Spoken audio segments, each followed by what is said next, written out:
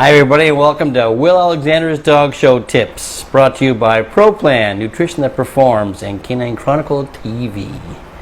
Tonight we're starting a very special series we call Preserving the Past. And the special guest today is Patty Keenan, discussing her mother Barbara. I'm sure you're going to enjoy this one.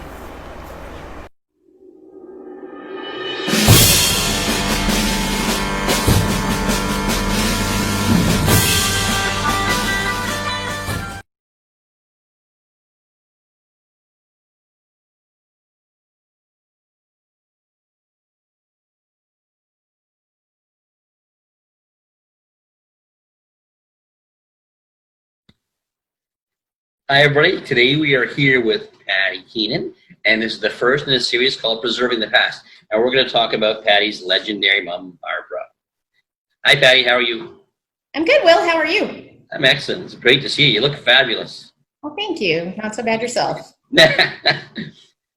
So we're going to get right into it. Can you tell me how your mom got involved in the sport of dogs? Certainly. She actually, they had a family pet, Scotty, that tragically got run over by a car. They went to get a Westie. They wound up, my mom had, I don't really know how she knew about dog shows, but she did, and they got a little Westie bitch in 1947, I believe, named Edgar Stone Cindy, and that was her first show dog, and she actually finished her. What? How old was your mom then? 12. Oh, okay. Sorry to interrupt. I just wanted to. Oh, no, that's fine. She was 12. She actually finished that bitch's championship. I actually have the championship certificate from 1949, which was the very first champion for my mother. Wow, that's amazing. And grandmother's. And I went from there then? When did from you? there, she continued. They imported a lot of dogs over the years from England, not just Westies, Wyres, Kerrys, some Lakelands. Who did? My mother and my grandmother. Oh, okay. So she was still young there at that point. She was very young. Let's see.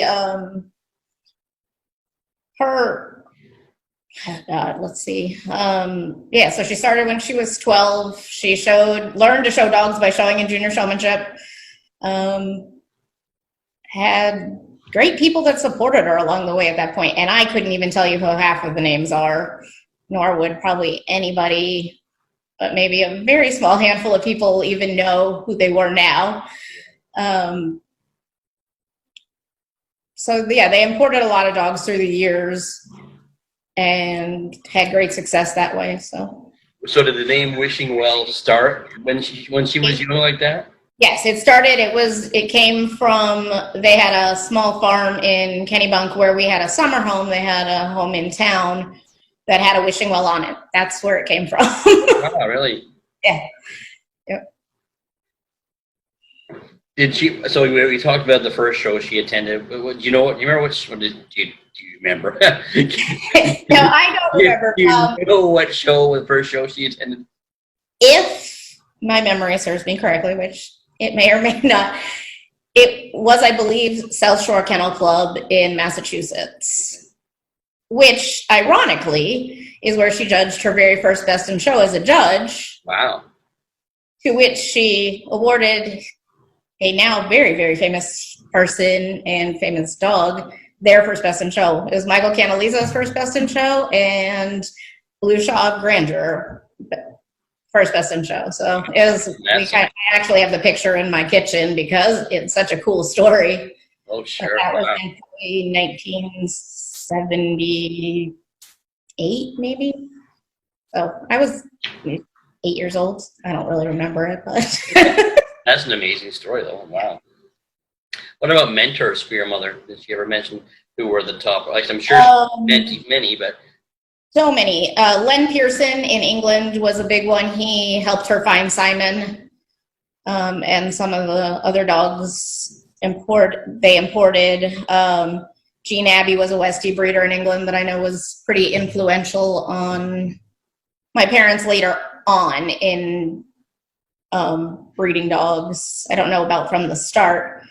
In this country, Bee and Jack Marvin were very influential. There was an old, or she was old when I knew her. Polly Walters was a Westie lady in the Bucks County area of Pennsylvania who we spent many, she used to travel with us to any Westie specialty, and she was 150 years old then, so. Let's see. That's because we were young. She was probably like 50. And we thought, yeah. She's so old.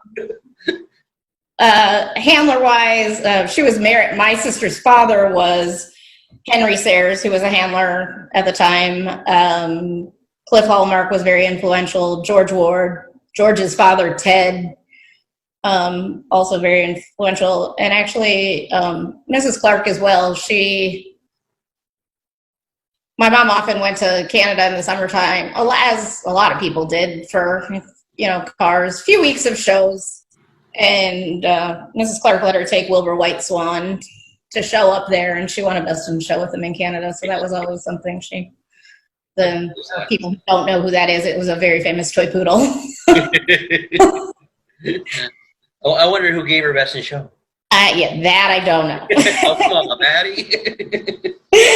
Don't know.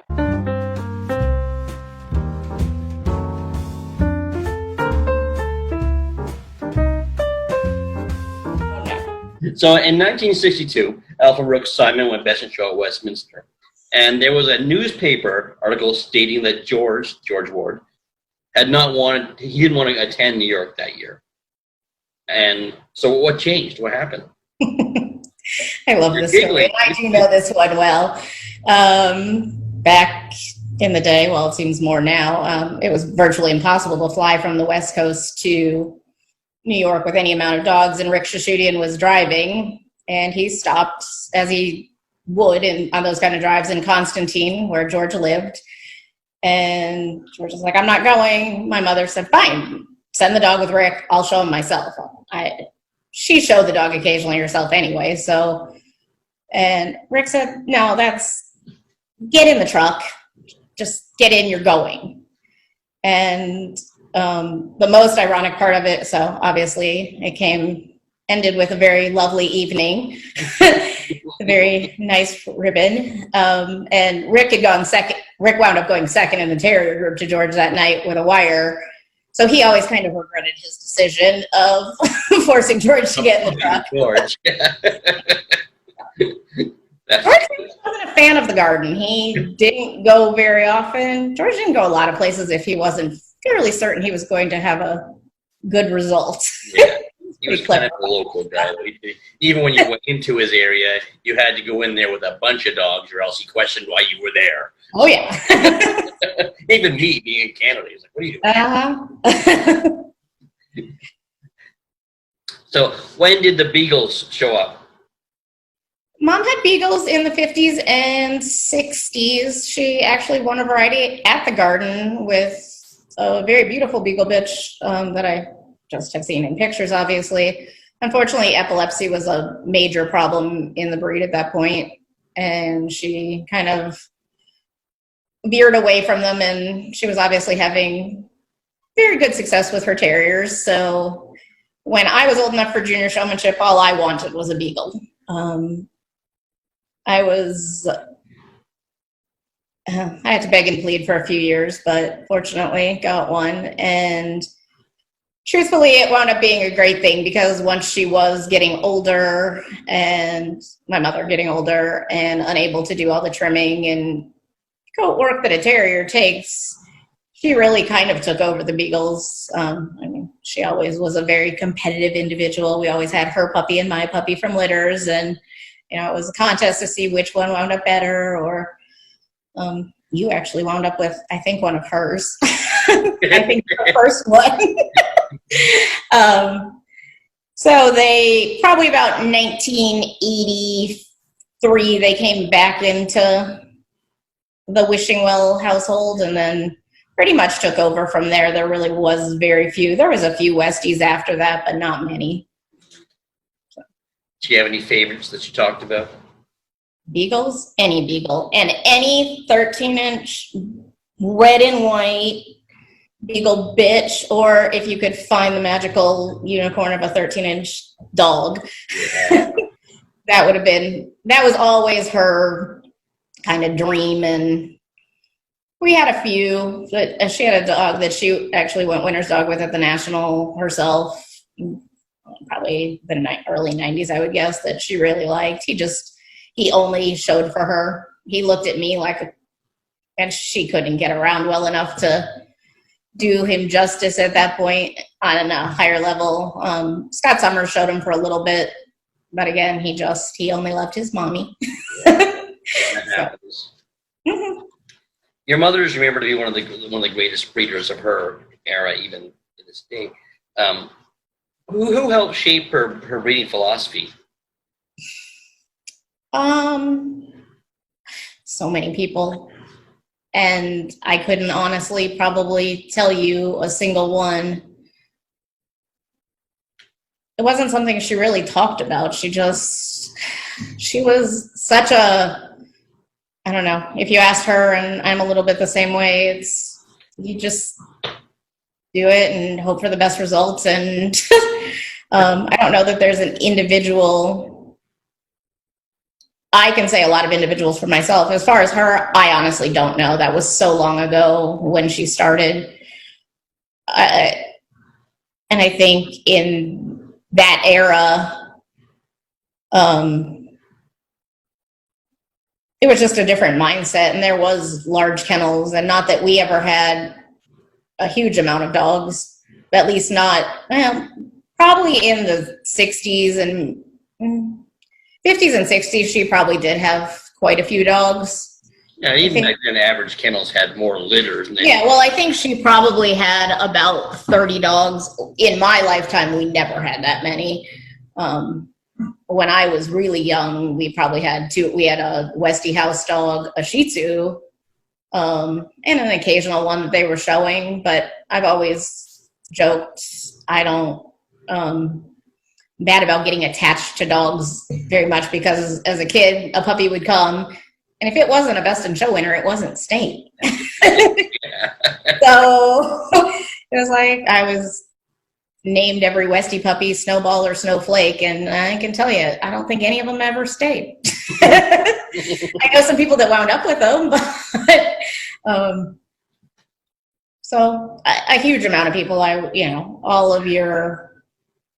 Well, probably the mentors you spoke about probably had a lot of them had a hand in it for sure. Yeah. Mm-hmm.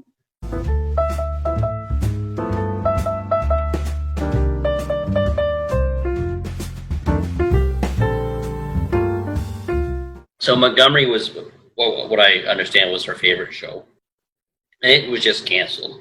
And unfortunately, Morris and Essex were just canceled.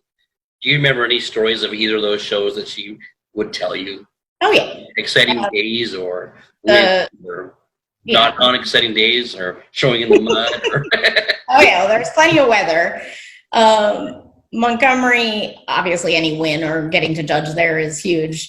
She had a Westie that was best in show there in 1960, shown by Cliff Hallmark. His name was Symmetra Snip, and he actually was the grandson of her very favorite Westie of all time, which was not Simon, by the way. It was a dog named Crib and Dexter. And he won 7 best in shows and sired a bunch of champions as well.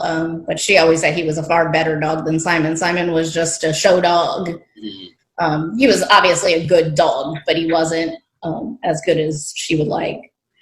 My favorite Montgomery memory is watching her judge best in show there. And I was a kid, but at the time, Rick Shudian was suspended for being a naughty boy, which he knows to do.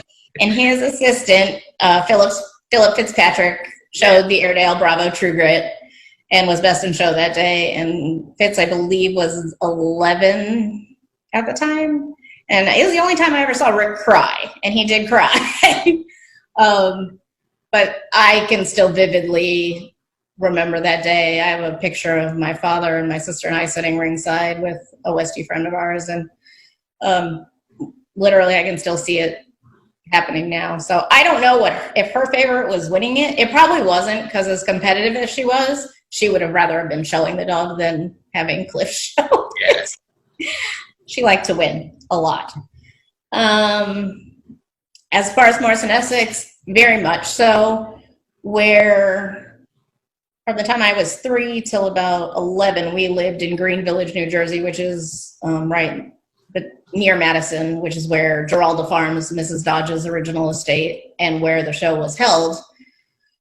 So I was there. I saw it. I saw the field where it originally was. One of my best friends' family rented a house on the property of where the actual dog show was held. So to see that history, and not really my uncle, but Henry Sayers, my mother's first husband's nephew, was the head of the animal shelter at Geralda Farms, Mrs. Dodge's property. So we were there. It was just a normal part of my life to see that and experience it. So she did place in the group there in 1953, I believe, with the dog Dexter that I was just talking about. That was her favorite. Probably, yeah. That's probably a pretty good memory for her, I would say. Sorry, go ahead. Oh, sorry. She would have been, 1953. She would have been in her 20s, so pretty young to... Yeah, that'd be exciting. Yeah. We used to see, I would see pictures of her showing up here quite a bit. And yeah. She went to Canada a lot, but I remember every summer as a kid, I liked when we'd go to cars because there was always the carnival going on and stuff to do. And I have memories of, I'm not going to tell the story on myself, but if you want a good story, you can ask Jim Reynolds about me and my mother competing in Canada. Uh-oh, I will. I'll tell. I might have, I won the first day. We had 2 Westie puppies, and Tommy Gannon was the judge the next day, and my mother won. And I might have stuck my tongue out at the judge. And Jim tells it in a far more entertaining manner than I do. He was probably sitting at ringside watching, wasn't he? Yeah. Oh, yeah. Because he had surely always a ringside there. So. Oh, yeah. What do you think your mom would think of today's Westies? There are some that she would like very well. I think she would be disappointed in some dogs that have done some big winning that are huge or, significantly larger than they should be. They're supposed to be 11 inches tall, not 13. The trimming, the fakeness of them, she understands. Obviously, you want them to be pretty, but when you can't see whether they have eyes or ears because it's just ensconced in hair and hairspray, she would not be happy. On that note, I remember you both are very influential with me with beagles, and I remember the first dog I would really push was a dog from District Gear, and your mother judged him somewhere, and I think she put him up, but she gave me such heck for the way I trimmed his tail. Stop trimming the damn tail. Yep. Yeah, I love when you judge them and their, tail is, it's 3 inches around and hairspray to death. And I'm like, come on, it's a beagle, for God's sake. Some of them just can't help themselves. They just you can make them pretty, but...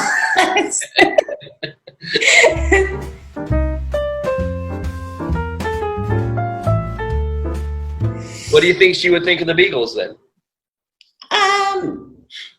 She'd probably be happier with them, I think. She had a lot to do with a certain litter that did very well. So yes, for sure. And that breeding was very successful and has continued through the generations. It was 2 beautiful pedigrees put together that just worked. Yeah. And they produced, since then very well. She just loved beagles. Literally, she would be happy. She could dislike the people. She could not even she wouldn't even admit that she didn't like the dog. If a beagle won something big, she was the happiest person alive. she really loved them so very much. And right. She was always very supportive of whichever dog I was showing. And if she loved you, she there was just her people, and she would always was happy to see them succeed and do well. And that's missing a lot. I think that for sure. It's all about the individual now instead of being happy that your breed won something. And none of the breed people stick around and watch in the group anymore. If they weren't the winner, And I have to say, and it's a new experience for me, terrier people, as diehard and killer as they are in the ring, at the end of the day, for the most part, at least growing up with the people around Peter, Bobby Fischer, Coco Mark, they would all kill each other in the ring. But when it was said and done, they would all help each other. I could name times when they would trim each other's dogs. Like Peter traveled a lot. There was times when Bobby Fischer would, work on a dog for him because Peter was, in England for a couple of weeks, and they would all go to dinner at the end of the day. And those are the experiences that I had that, afforded me to be, just surrounded by greatness and great people. So, that was and they were, like I said, they supported each other. Y'all want to win, but in the breed, they want to beat them, but later dogs come and go. The people, most of them have been around a long time, and if you're good to them, they'll be good to you. Were there any dogs that your mom either owned or bred or even just like purchased that were really great dogs that we didn't really get to know?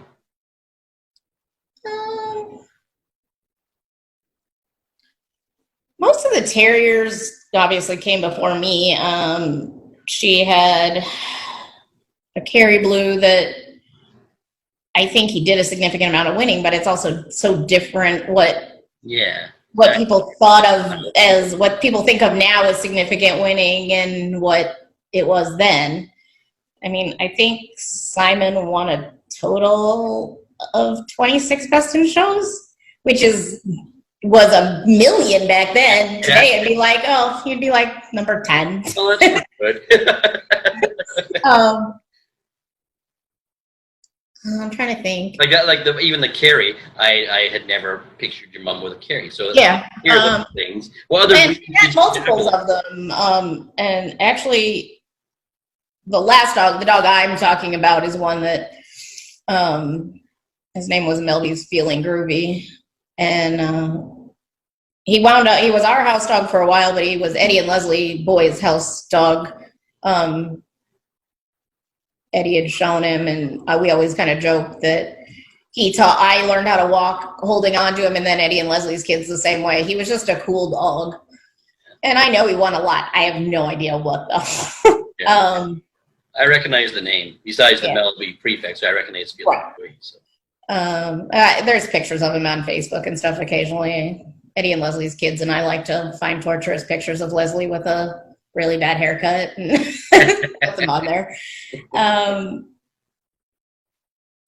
We owned or were gifted or fortunate to have some beagles that were not necessarily big winners, but they really contributed to breeding programs, and I think that's vitally important. A bitch that she won the variety at the Garden before we owned her, and actually Ed Jenner gave her to me, was Hewley Eastern, and she was beautiful. She just didn't like to show.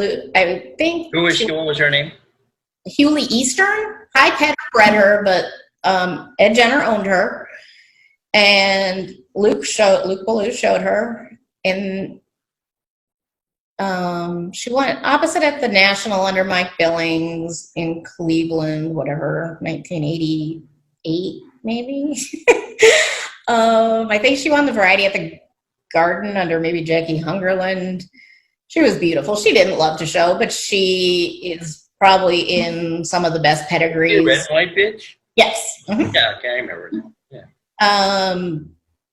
A bitch that Wade and John originally gave me to show in junior. When my first beagle that I showed in juniors came in season and we were going to breed her, my mom called Wade and John and were like, do you have something that she can show in juniors? And they sent me an 8-month-old bitch that they'd finished. They didn't really have any plans for. Best day of my life, but who knew? This little scared, beautiful bitch came off the plane, and that was Lambert Love Notes, who is in just about a huge amount of great pedigrees. It's pretty far back now, but she produced, I believe, herself 20-ish champions. She did a bit of winning herself as well. Yeah, she only ever won one group, but she was shown by 14-year-old me and competed in hound groups with that was Afghan wars in the Northeast at that point were pretty deadly. It was, she won one group under Joe Gregory. I'll never forget it. It was the very first group I ever won. Wow.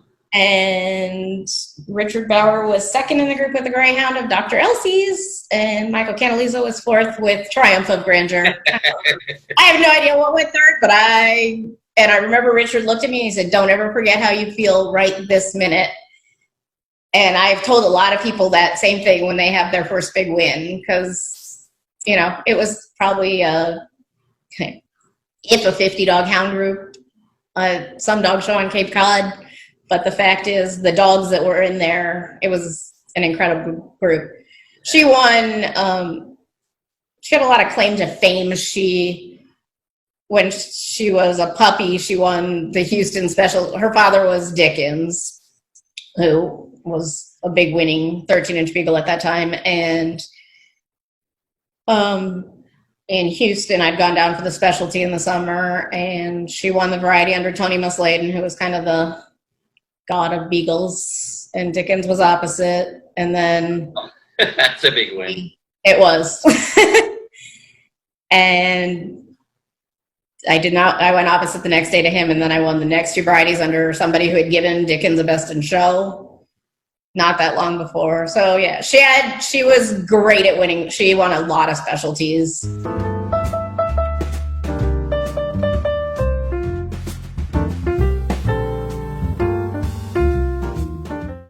Yeah, beagles were so different then. They didn't win like they do now. They also didn't show that the way they show now. The first one I ever had that was a great show dog, and I barely got to show him, was High Fidelity. Oh, I loved Hi-Fi. Yeah. Hi-Fi was the best. Yeah. He was the coolest beagle ever. I've never been a big beagle house dog person. None of the ones we ever had were very good house dogs. Hi-Fi was the coolest dog ever. The last time I got to show him was in the veterans class at Aldi, the year you won under Heck Rice, and he was second and it was a beautiful veterans class, and he was second, and I was crying, and somebody said, "What? I can't believe you're crying. That was a beautiful class." I'm like, I'm crying because I know it's the last time I ever get to show him, and he's going back to Fred Backstrom, and I loved him. Yeah, he was such a beautiful dog and such a fun dog to show. Oh my God. You and him would have been like incredible. No, I remember watching him. I think I saw him with John, I think. Yeah. Yeah. I mean, John Raleigh showed him. He had,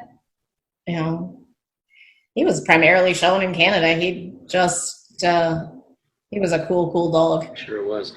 What advice do you remember that your mother gave you over the years about your career in dogs, or your direction in dogs? I just always think back to, I don't know that she ever gave me specific advice. I just know how lucky I was to be born into the family I was born into. Yeah, for sure. The fact that as a kid, and I'm 100% certain I probably whined and cried and was a brat about it, getting drugged to dinners and sitting there for hours, and I wouldn't trade that for the world now, because the things I learned, some of the stories I know, which I kind of wish I didn't know some of. We won't go into those ones. Exactly. We'll save those for another time. Being surrounded by people, again, like Peter, Bobby Fischer, Cliff and Lois Hallmark, we traveled in England and Ireland a lot. My father was from Ireland. Just being exposed to those people is what kind of shaped me as far as who I am and who I became. And when I remember I went to a dog show and I was showing the last Westie we had, which was a dog that she gave best of breed to on Montgomery weekend from the classes. And then we wound up getting him about a year later. And it was never really in the plan that I was going to show him, but other things fell through. And here we go, Patty. Have at it. And I'd gone to a dog show and I was driving home and I called her and said something about like, yeah, I think maybe I want to judge. And I had never wanted to. I judged my first sweepstakes when I was 18. And I thought, I don't want to do this. I like to show dogs. This is not fun. It was a Kerry Blue sweepstakes at Trenton Kennel Club. And that was back in the day when Terry Stacy kind of ran the judges department at the AKC. And I remember Terry said, we'll give you the whole terrier group now. And I was 18. And I'm like, what? Are you out of your mind? Like, nah. I kind of regret that decision now. But, when you're 18, you think you know better than everybody. That was not the case. Again, just being exposed to the life I was exposed to, the people, the dinners, the people that were regulars at your house. I mean, Eddie and Leslie boys probably, I would say, were one of the biggest influences. From whenever they would come east, they would stay with us. Like education all the time. Education all the time without even really knowing that it was education. And it's funny when people will ask me now that I have the Griffons, people are like, where did that come from? And actually it came from Leslie when she was showing Wallen's Charlie Brown. I was probably 6 years old, but I loved that dog. I thought it was so cool because it was different. It was something besides a Westie. And trust me, I love Westies now, but I didn't love them for a long time. I would beg for anything but. Because sometimes they can't be a lot of fun showing, that's all. They're usually the ones that are great show dogs aren't very good Westies. And the ones that are really good are, you're like, I don't need to. I'm better than that. So, again, I'm just lucky. Just lucky, and I appreciate it and appreciate the people that have been supportive of me. And, when you contacted me about doing this, it's funny, I was going through some things last night to try to give myself a little refresher on some of the questions I thought might happen. And I was reading a thing that Bill McFadden wrote when Mom passed away, and just talking about how she was, in his mind, and I hear this a lot, was probably one of the best terrier judges that there's been, but it just never occurred to her to be anything but who she was. And there was no fakeness. If you asked her, she was going to tell you whether you wanted to hear it or not. And even if you didn't ask, she would tell you. And I think I probably inherited that gene from her a little bit. A lot of it, actually.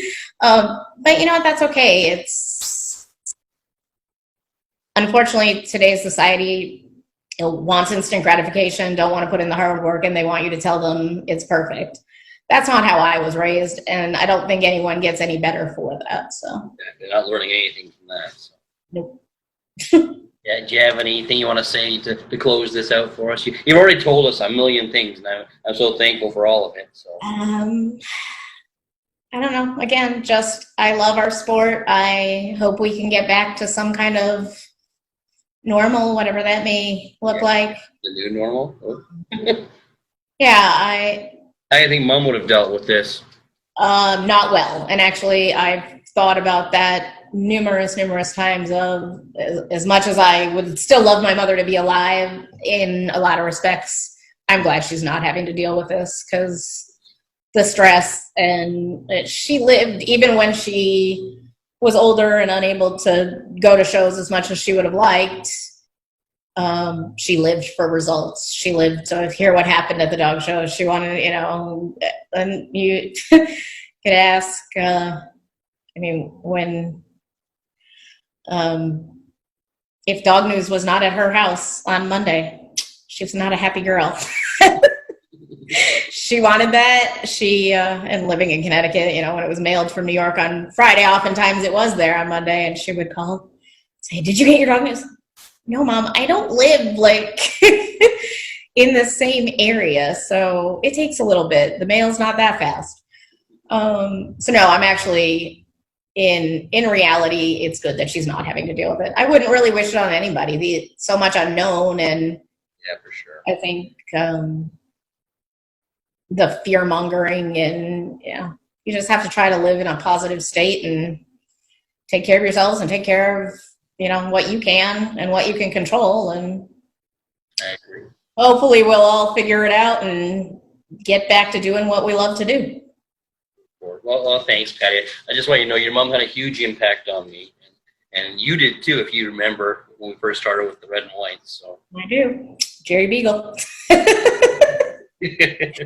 It's amazing when you look back, and last night when I was going through stuff and reading, and the people that she contributed to as far as getting started in dogs, and the people that are still around, and they'll be like, "Oh, our first dog show was Westminster in 1962. We saw Simon. Or what Westie people that got their start from her or had dogs from her."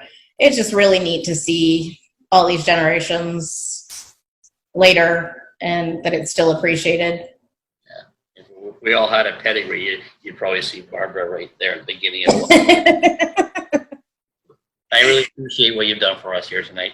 Oh, you're very welcome. It was good to see you. You look fabulous. You Thank look you. happy. Good to see you too. I am happy. I love it up here. It's beautiful. Got a great little house, little yard for my dogs. It's all good. And your favorite Canadian college? That's right. Well, Thank you, David. We can't be mean. It's their anniversary. let me hear that. Okay. I will. Take care. You take care. Thank you, Patty, for giving us your time and for giving us so much information about your mother. It was a fabulous interview. I really appreciate it. Hope you guys all enjoyed it. If you like what you're seeing here, make sure you press the like, share, and subscribe button and that notification bell as well. And if you want to get a hold of me and give me some ideas or tips, go to dogshowtips@gmail.com. If you want to find out what's happening in Will's world, go to willalexander.net. Until next time, guys, talk to you soon.